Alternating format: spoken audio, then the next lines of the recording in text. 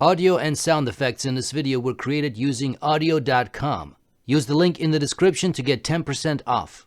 Hello everybody, welcome to Filmmaking Today. Bowie and Dulabic here. So, are you looking for an easy way to emulate the film look? Stay tuned. Alright guys, so before we get going, the usual housekeeping. The program that I'm going to talk about in this video, which is Dehancer Pro, was sent to me free of charge by the company for this review. However, as always, they have no influence on this video. They're not reviewing it before it's being published, and all the opinions you're going to hear are my own. So, let's go. So for this video, I wanted to do something different. Instead of using a DSLR or Micro Four Thirds camera for the test shots, I wanted to go a little bit low key.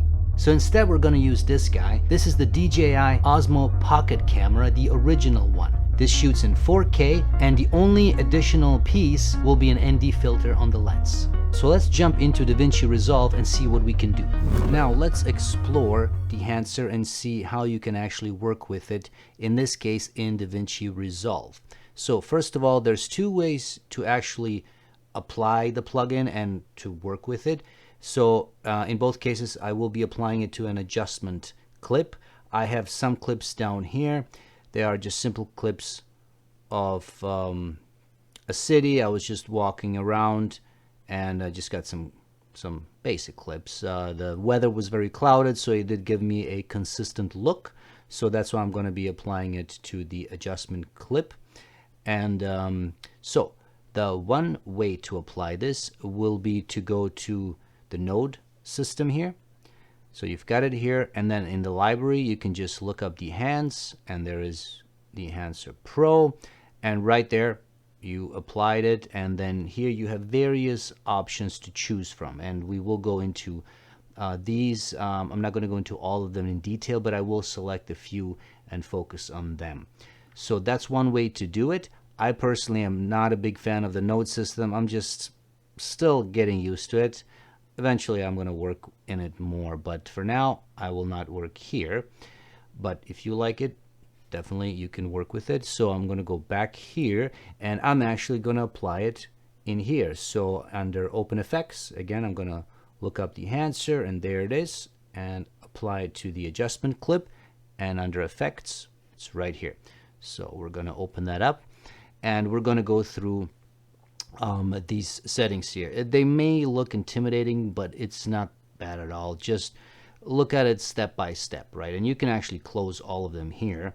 If you want to do that, maybe it's easier to do it this way. And now you've got all of them, so we're going to focus on input. Input is where you tell the plugin what camera you're using. So in our case, you've got these options here, but in our case, we're actually going to choose the camera. So it's a DJI. Unfortunately, they don't have the pocket cam, so I'm going to select Action 2. That seems to work, and I did shoot in the Cinelec, so I'm going to do that.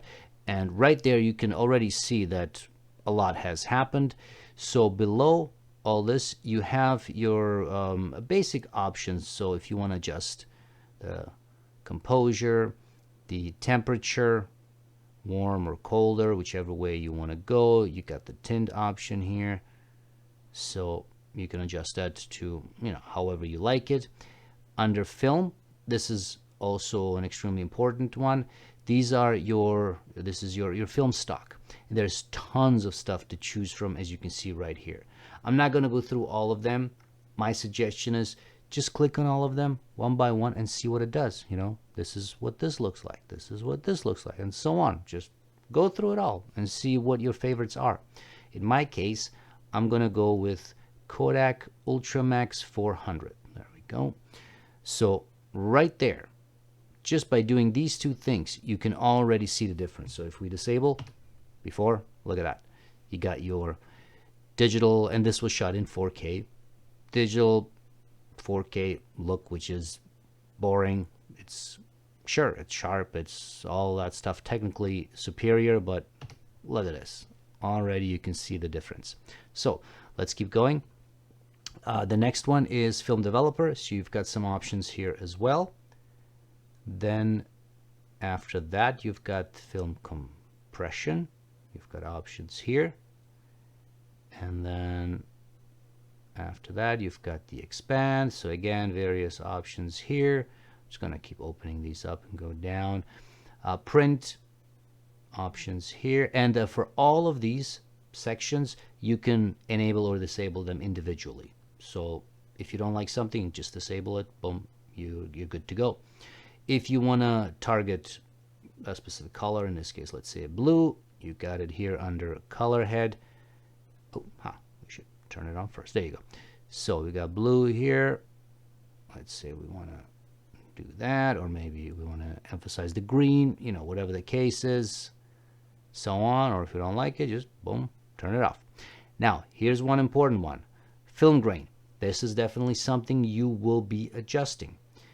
These are the default settings, and by default it is enabled. Again, if you want to disable it, boom, maybe you like everything else but you don't like the film grain. Well, you can do that as well. In my case, I will enable it. I don't like 20, so I usually go down to 10 or somewhere around there. So, you know, I just want just a little bit without going overboard. And of course, you have obviously a lot more options here. Now, down here, you have also something interesting. Under mode, analog is film, but you can get the digital look as well. And if I crank this up, you can definitely see what I mean. So this is your digital noise, or we go back to film grain. Definitely a difference there. I personally don't like the digital, and it does say experimental, so I'm not sure what that means. Doesn't mean, you know, it's not fully finished. Maybe it'll crash your system. I'm not sure, or maybe this isn't quite the look. Not sure. But if this is something that you like, visually speaking, play around with it. Me, personally, I don't. I love my analog film look. And again, we're going to go down to somewhere around here, 10, yeah. So we're going to keep that there. Now, halation is also interesting. If I turn it on, you can see right up here, you get that red outline on the branches. So halation is, as far as I understand it, emulating another flaw in film cameras, I guess, or film stock. And if you like that, you can, you know, turn it up or down. You can, if you like it just a little bit, if you again look up there, on off, you can see the difference. Now, from what I have seen, this works much better if there's signage here, if there's letters glowing or something like that. You can get a much nicer look. So again, something to explore. Bloom is also something to explore. So if we turn it on, you can see, if you look maybe somewhere around here, and let me go and amplify this. So if you look at the car, you kind of get almost like a glow, like a mist type of a feeling vibe. Again, depending on what you want to do, this might be perfect. I have seen shots of the ocean, reflection in the water of something, and by enabling this, it definitely gives it a bit of a misty look. So, you know, again, explore it, see what happens, see what you like. I'm gonna disable it. Vignette, obviously, it's self-explanatory. I mean, you get a vignette that you can play around with. You can feather. You know, you can go all the way from just here to up here, or if you want to go the other way. So it's your typical vignette type of a setting. So there's that. Film breathe. Basically, my understanding is, again, it emulates a flaw in film. It gives it an inconsistent look in color. So play around with the settings and see what happens. And yeah, that's basically film breath. Film weave, I think that's what, I hope I'm pronouncing it right. This is, again, another flaw that it emulates in film. This is basically when the film stock inside of a camera sort of rattles a bit, and you get a bit of a shakiness to it. So the film shakes a little bit. So that's what that does. If you enable it, and again, you have to play around with the settings to get that. So these are your basic settings. Again, there's a lot more that I didn't really go into detail, but my suggestion is just play around with it. Watch other tutorials as well. There are tutorials online on YouTube where people will go into every single detail of it. Watch those if you really want to understand everything. Dehancer, on their website, they also have great PDFs and everything explaining exactly what each slider does. So check those out for sure. One thing down here that I love is also the fact that you can export this as a LUT, boom, which is awesome. So if you want to use it over and over again, you got that right there.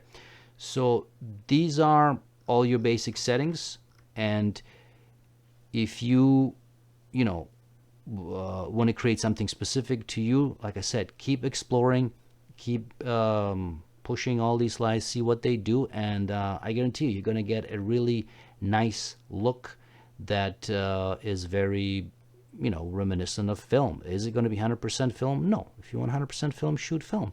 But if you want something that's pretty damn close and looks really cool, especially compared to your boring digital look, this is the way to go. And another thing to keep in mind, this app is also available for the iPad and the iPhone. So if you go to the App Store here, you get all the information needed. There's a video here explaining everything, and I've only played around with it for a little bit, but from what I can tell, you've got basically the same sections as the ones I just went over with. You can pick your film, pick the grain and all that stuff. It looks to be pretty nifty, so definitely check that out as well. And now let me show you the video that I did with this plugin.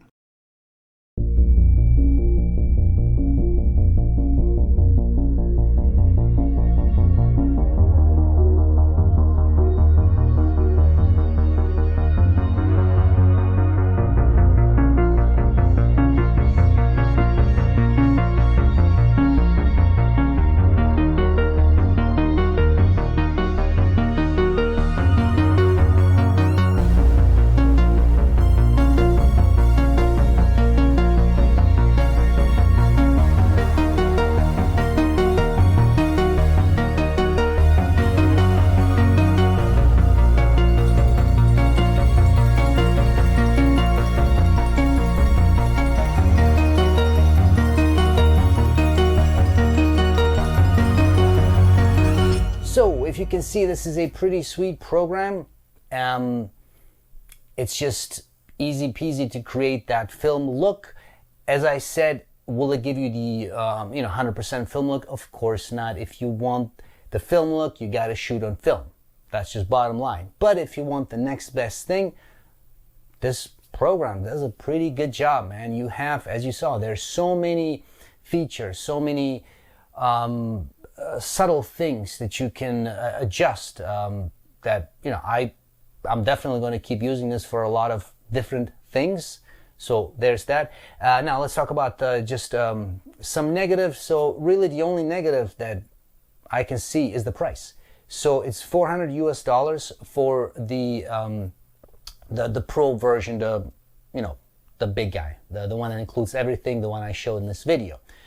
Now that's a lot of money, considering that, for example, DaVinci Resolve is $300 US. I think it's $295, something like that.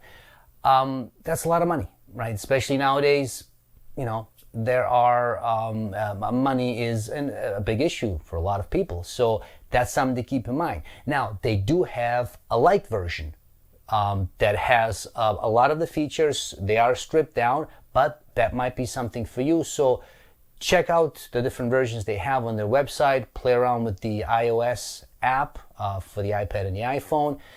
Whatever you do, use my promo code FILMMAKINGTODAY or click the link in the description and it'll get you 10% off. So there's that. It'll help me, it'll help the channel, and you'll get, a little bit of money taken off checkout. So all good there. So like I said, all in all, I think it's a great app. It really is about the film grain, in my opinion. All the other stuff are great, and no doubt, but it's really the film grain that makes the difference. And my understanding is instead of slapping on a film grain, on top of the footage, it actually analyzes the footage and recreates it with the film grain in mind. That's also why this could be CPU intense. So you might need, pretty decent computer. Now, I don't have the best computer here, so, you know, it was working fine. So you don't need the latest and greatest, but, you know, if you're running an older laptop, you might need to upgrade that one.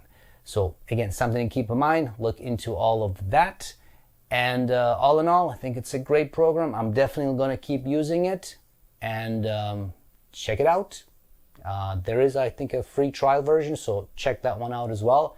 And that's it, guys. If you enjoyed this video, please hit the like button, subscribe to the channel, tell your friends, all that good stuff, and stay tuned for more. Thanks.